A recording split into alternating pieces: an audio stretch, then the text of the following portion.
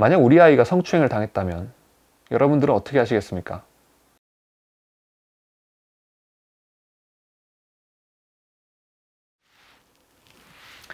안녕하세요. 딸부자TV의 신우석 소장입니다. 지난 시간에 N번방 사건을 바라보는 부모의 자세라는 내용으로 말씀을 드렸는데요. 이번 시간에는 상처받은 아이를 어떻게 지킬 것인지 구체적인 실천 방안에 대해서 알아보겠습니다. 제가 이번 N번방 사건에 대해 처음 알게 되었을 때 가장 걱정했던 것 중에 하나는 바로 피해 당사자인 아이들의 2차 피해였습니다. 2차 피해라고 하면 피해자의 신상에 관한 지나친 관심이나 피해자를 부적절하게 비난하는 일부 몰지각한 사람들의 폭언 등을 원인으로 생각하는 경향이 있는데요. 그런 의도가 없었거나 심지어 피해자를 도와주려는 마음이었음에도 트라우마에 대한 이해나 공감 능력의 부족 때문에 의도치 않게 2차 피해를 주게 되는 경우가 적지 않습니다. 우리가 보통 큰 사건을 경험하게 되었을 때 생기는 거를 트라우마라고 얘기하는데, 전문가들에 따르면 이런 성추행 사건들을 겪으면서 생기는 트라우마는 교통사고 같은 사고를 겪을 때와는 차원이 다르다고 합니다. 심각한 불면증, 우울증, 공황장애, 언어발달장애, 집중력장애, 지적장애, 성장발달지연 등의 장애를 겪을 수도 있고요. 심하면 자살 같은 극단적인 선택을 할 수도 있다고 합니다. 한마디로 삶이 통째로 망가지는 거죠. 이런 커다란 마음의 상처를 고치기 위해서는 단지 1, 2년 정도가 아니라 최소 10년 이상 혹은 거의 평생을 치료해야 할 수도 있습니다. 그리고 더욱 안타까운 것은 그런 정서적인 피해가 피해 당사자뿐만 아니라 이후 자식들에게까지 고스란히 대물림될 가능성이 매우 크다는 사실입니다. 그런데 이런 2차 피해 위험에 노출된 아이에게 더욱더 깊은 상처를 줄 수 있는 상대는 바로 피해자의 주변 사람들, 그 중에서도 부모님입니다. 지난 영상에서 유진과 유진이라는 이금희 작가님의 소설을 소개해드렸는데요. 작은 유진이와 큰 유진이가 같은 일을 겪었음에도 부모님의 반응에 따라 전혀 다른 결과가 나올 수 있었다는 것을 말씀드렸습니다. 오늘은 소설의 내용을 통해 아이들의 부모님이 각각 어떻게 대처했는지 좀 더 구체적으로 알아보면서 여자아이들이 보이는 일반적인 성향에 대해서도 함께 이야기해 보겠습니다. 작은 유진이는 어떤 경험을 했을까요? 소설 속에서 작은 유진이는 다니던 유치원 원장으로부터 성추행을 당한 뒤 집으로 돌아와 자신이 아끼던 인형의 목을 자르고 다리를 찢는 등의 이상 행동을 합니다. 아이에게 자초지종을 물은 작은 유진이 부모님은 이후 아이의 생일 때 아이와 같은 반에 다니는 친구들을 모두 초대해서 놀고 있는 아이들을 하나씩 따로 방으로 불러서 이렇게 물어봅니다. 너도 원장 선생님이 귀여워해 주었니? 이렇게 말이죠. 아이들의 증언을 통해서 결국 성추행 사실을 확인하게 되고, 이 일로 다른 아이들의 부모님들 역시 사건에 대해 알게 됩니다. 자식이 그런 일을 겪었다는 사실을 알게 된 부모는 당연히 가슴이 찢어지고 억장이 무너질 수밖에 없었을 겁니다. 힘들고 화를 누를 수 없었겠죠. 얼마든지 그럴 수 있습니다. 하지만 문제는 그 다음입니다. 화나는 감정에 과연 어떻게 대처할 것인가 하는 것이죠. 소설 속에는 작은 유진이가 잊고 있던 기억을 떠올리는 장면이 나옵니다. 엄마가 아이를 욕실로 데려가서 떼수건으로 살갗이 벗겨지도록 아이 몸을 닦습니다. 그러니까 이 아이가 두려워하면서 울어요. 엄마는 그런 아이의 뺨을 때립니다. 그리고 이렇게 소리칩니다.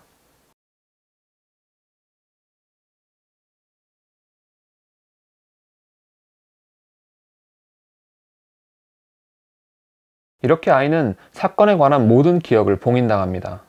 소설 속에서는 작은 유진이가 큰 유진이 존재를 포함해 이 사건에 관한 모든 것을 기억하지 못하는 모습들이 나옵니다. 어떻게 이런 일들이 가능했을까요? 그것은 바로 여자아이들의 성향과도 관계가 있습니다. 여자아이들은 관계지향적인 성향을 지니는 경우가 많습니다. 다른 사람들과 원만한 관계를 이루는 걸 중요하게 생각하는 거죠. 특히 누구보다도 부모에게 인정받고 부모와의 관계를 원만히 이루는 것을 중요하게 생각합니다. 그런 아이들에게 가장 두려운 게 뭘까요? 바로 부모님이 자신에게 실망하게 되는 겁니다. 그런 아이에게 네가 당한 일은 수치스러운 일이다, 잊어야 한다, 이렇게 강요한다면 아이는 그 말을 그대로 들을 수밖에 없습니다. 부모를 실망하게 하지 않는 착한 딸이 되는 것이 딸들에게는 그 어떤 것보다도 중요하니까요. 자기 때문에 실망할 부모의 감정을 우선 신경 쓰느라고 아이는 정작 자신의 감정은 제대로 돌보지 못하는 상황에 놓이게 됩니다. 그렇게 기억마저 봉인당할 수 있었던 거죠. 이후 작은 유진이는 부모님에게 인정받는 딸이 되기 위해서 공부를 무척 열심히 합니다. 그래서 전교 1등이 되기도 하죠. 하지만 다른 사람들과 쉽게 어울리지 못하고 냉소적이고 어두운 성격을 지니게 됩니다. 하지만 작은 유진이의 부모님은 그런 아이의 정서를 보호하는 것보다 성추행 사실 여부에 더 많은 관심이 있었던 것 같습니다. 생일 파티를 열기 전에 작은 유진이 부모님은 인형을 찢는 아이의 이상 행동을 보고 먼저 아이에게 무슨 일이 있었던 것인지 자초지종을 물었을 겁니다. 욕실 사건으로 미뤄 짐작해 보건대 이때도 분명 화나는 감정을 누르지 못하고 아이를 꾸짖었을 가능성이 크죠. 하지만 아이의 대답이 충분하지 않다고 판단했기 때문에 생일 파티를 열어서 아이들을 조사했을 겁니다. 작은 유진이는 아마도 생일 파티 때 아이들이 엄마에게 하나둘씩 방으로 불려 들어간 것을 알고 있었을 수도 있습니다. 그러면서 계속 속으로 이렇게 생각하면서 두려워하고 있었는지도 모르죠. 내가 정말 큰 잘못을 저질렀구나. 작은 유진이 부모님의 실수를 한마디로 요약한다면 아이의 편에 서지 않은 것이라고 할 수 있습니다. 우리는 평소에도 아이가 말썽을 피웠거나 문제 상황에 연루되었거나 하면 온전히 아이의 편이 되어주지 못하고 화를 내며 아이를 혼내거나 다그치는 경우가 많습니다. 하나도 숨김없이 똑바로 얘기해라. 왜 그랬냐? 도대체 뭐가 부족해서 그런데 휘말렸냐? 네가 처신을 똑바로 하고 다니지 못했기 때문이다. 이런 식으로 아이의 잘못을 따지는 부모의 말은 아이 관점에서 볼 때 자신을 손가락질하는 것으로 받아들여질 수 있습니다. 물론 눈에 넣어도 안 아플 내 소중한 아이가 그런 일을 당했다는 것을 알게 된다면 부모로서는 차마 말로 다하지 못할 정도로 가슴이 아프고 멘탈이 붕괴되는 게 당연합니다. 하지만 내 마음이 아프다고 해서 아이를 비난하는 것은 아이가 아닌 가해자의 편에 서는 것과 같습니다. 그게 바로 아이가 부모로부터 받을 수 있는 가장 심각한 2차 피해입니다. 딸은 공감 능력이 무척 뛰어납니다. 때문에 자신이 연루된 사건으로 인해서 부모가 속상한다면 누가 자신을 비난하지 않더라도 곧바로 부모를 속상하게 만든 게 자신의 못난 탓이라는 그런 자책감을 뒤집었습니다.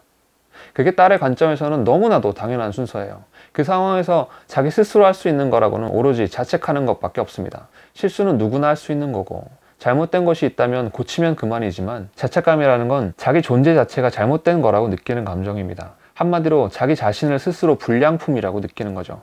그런 감정은 아이가 아니라 성인이라고 하더라도 이겨내기가 무척 어렵습니다. 누구보다 상처받고 있는 사람은 피해 당사자인 아이라는 것을 잊지 말아야 합니다. 아이가 공포에서 벗어나도록 하기 위해서는 우선 전적으로 부모님이 아이의 편이 되어야 하고 그러기 위해서는 아이의 마음을 궁금해해야 합니다. 사건이 벌어지고 난 다음뿐만 아니라 더 나아가서 처음 사건에 휘말리게 됐던 그때 그 상황에서의 아이 마음까지도 느끼고 보듬어 주어야 합니다. 그렇다면 아이를 지키기 위해서 큰 유진이의 부모님이 한 일은 무엇이었을까요?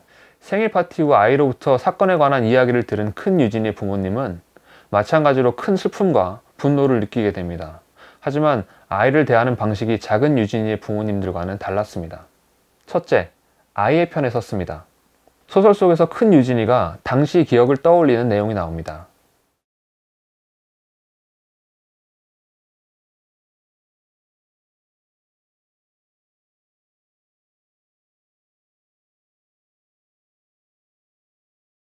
큰 유진이의 부모님은 아이가 이미 극심한 두려움을 느끼고 있다는 것을 알고 있었습니다. 비록 감정을 숨길 수는 없었지만 아이를 다그치거나 부모인 자신을 자책하지 않고 아이를 안아주었습니다. 슬프고 무서우면서도 달콤했던 것 같다. 참으로 행복한 일이었다. 이 부분에서 우리는 큰 유진이의 상처가 온전히 자신의 편에 선 부모님을 통해 치유되고 있었다는 것을 알 수 있습니다. 둘째, 사랑해. 네 잘못이 아니야 라고 말해 주었습니다. 그리고 또 이런 내용이 나옵니다. 그때 엄마로부터 가장 많이 들었던 말이 사랑해, 네 잘못이 아니야 였다. 앞서 말했던 것처럼 아이는 자신이 피해자임에도 불구하고 불미스러운 사건에 연루돼서 부모를 걱정시키고 실망하게 했다는 생각에 스스로 자책을 하는 경우가 많습니다. 큰 유진이의 부모님은 아이에게 괜찮아, 네 잘못이 아니야 라는 말을 해줌으로써 아이가 스스로 부적절한 자책을 하도록 내버려 두지 않았습니다. 아이는 부모님의 그런 확실한 메시지를 반복해서 들음으로써 자신의 잘못이 아니라는 사실에 확신을 가질 수 있었을 것이고 상처를 회복할 수 있는 큰 힘을 얻었을 것입니다. 셋째, 참지 않고 분노했습니다. 큰 유진이의 부모님은 단지 아이에게 말로만 위로하는 것에서 멈추지 않았습니다.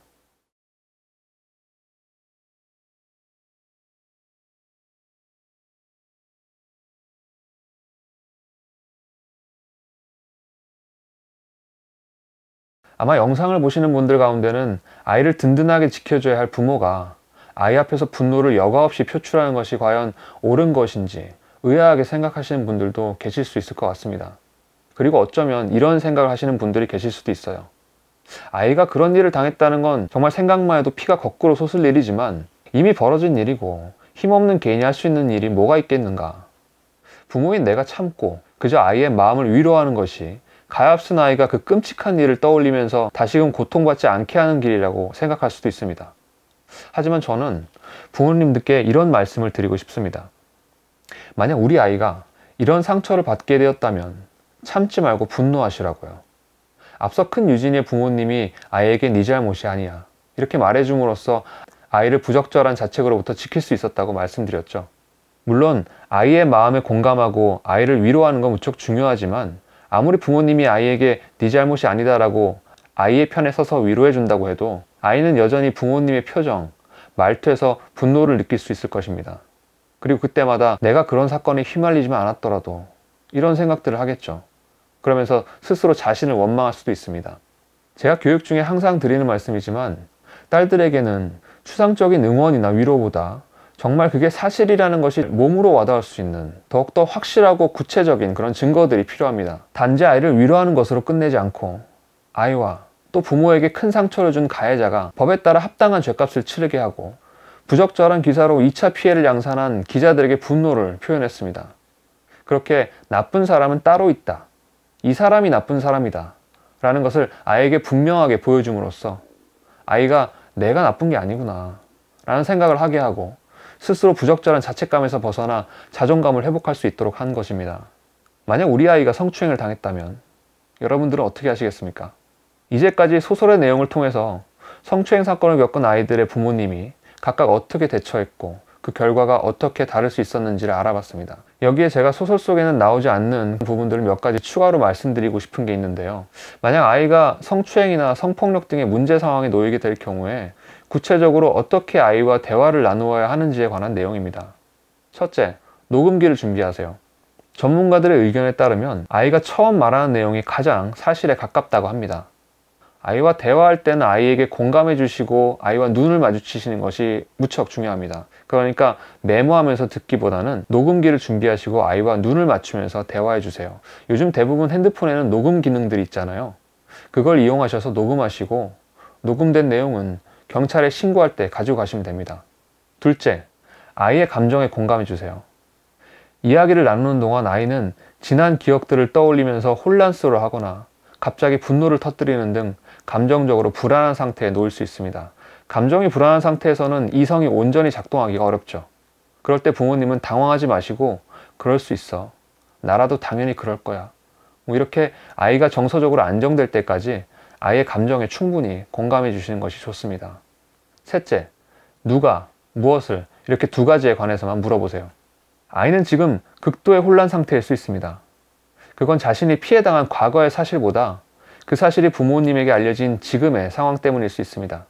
두려움에 떨고 있는 아이에게 너무 자세하게 질문하는 건 불필요한 기억을 더듬게 해서 아이의 상처를 더 크게 키우고 아이를 더욱더 불안하게 만들 수 있습니다. 어차피 사건을 해결하기 위해서는 결국 전문가의 도움을 받아야 합니다. 전문가들은 피해자를 어떻게 안정시켜야 하는지 전문적으로 훈련을 받은 사람들입니다. 부모님은 사고가 났을 때 병원에 가기 전 일단 현장에서 응급처치를 한다는 마음으로 누가, 무엇을 이 두 부분에 대해서만 간결하게 질문하시면서 아이와 간단하게 대화를 나누시면 됩니다. 넷째, 아이의 말을 전적으로 믿어주세요. 아이가 부모님에게 피해 사실을 털어놓는다는 건 그 자체로도 엄청난 용기가 필요한 일입니다. 하지만 만약 아이가 말한 내용이 충분하지 않다고 느껴지거나 뭔가 더 있을 거라는 생각이 들어서 계속해서 캐묻는다면 아이는 더욱더 위축될 수밖에 없습니다. 딸을 가진 부모로서 두려워해야 하는 것은 혹시라도 우리 아이가 처하게 될 위험 상황 그 자체보다 아이가 부모에게 사실대로 말하기를 두려워하는 마음이라고 생각합니다. 아이가 지금 그 힘든 상황에서도 부모님을 믿고 어려운 이야기를 꺼내주었다는 사실에 감사하고 아이에게 고맙다고 얘기해 줌으로써 분명하게 마음을 표현해 주시기 바랍니다. 사실 지금까지 나눈 얘기들은 비단 성추행 사건뿐만 아니라 우리 아이들이 예상치 못하게 상처받을 수 있는 그런 모든 문제 상황에 적용할 수 있는 내용입니다. 앞서 말씀드린 내용들을 다시 정리드리자면 첫째, 아이의 편에 선다. 둘째, 사랑해. 네 잘못이 아니야 라고 말해준다. 셋째, 참지 않고 분노한다. 그리고 추가로 말씀드린 아이와 대화하는 방법 4가지가 있었죠. 첫째, 녹음기를 준비한다. 둘째, 아이의 감정에 공감한다. 셋째, 누가, 무엇을에 관해서만 묻는다. 넷째, 아이의 말을 전적으로 믿는다. 저도 딸을 키우는 부모의 입장이기 때문에 만약 우리 아이가 그런 일을 당했다면 이런 상상만으로도 정말 심장이 쿵쾅거리고 몸서리가 쳐집니다. 하지만 누구에게나 일어날 수 있는 일이고 딸을 키우는 부모라면 반드시 알아야 하는 내용이라고 생각해서 이렇게 영상을 찍어봤습니다. 제가 이 아래 본문에 24시간 전문가 상담을 받을 수 있는 기관 연락처를 올려두었습니다. 혹시라도 도움이 필요하신 분들이 계시다면 참고하셔서 혼자 고민하시지 말고 꼭 전문가의 도움을 받으실 수 있길 바랍니다. 좋아요나 구독, 알람 설정은 안 해주셔도 좋습니다. 다만 혹시 가까운 주변에 딸 키우시는 분들이 계시다면 이 영상만이라도 꼭 좀 공유해 주셔서 상처받은 딸을 지키는 부모의 역할에 대해 한번 깊이 생각해 볼 수 있는 시간을 선물해 주시면 좋을 것 같습니다. 영상이 좀 길었는데 끝까지 봐주셔서 감사하고요. 이번 사건의 피해자 아이들과 부모님들 모두 정말 하루빨리 상처가 치유될 수 있기를 진심으로 바란다는 말씀 드리면서 영상을 마칩니다. 이상 딸부자TV 심우석 소장이었습니다. 감사합니다.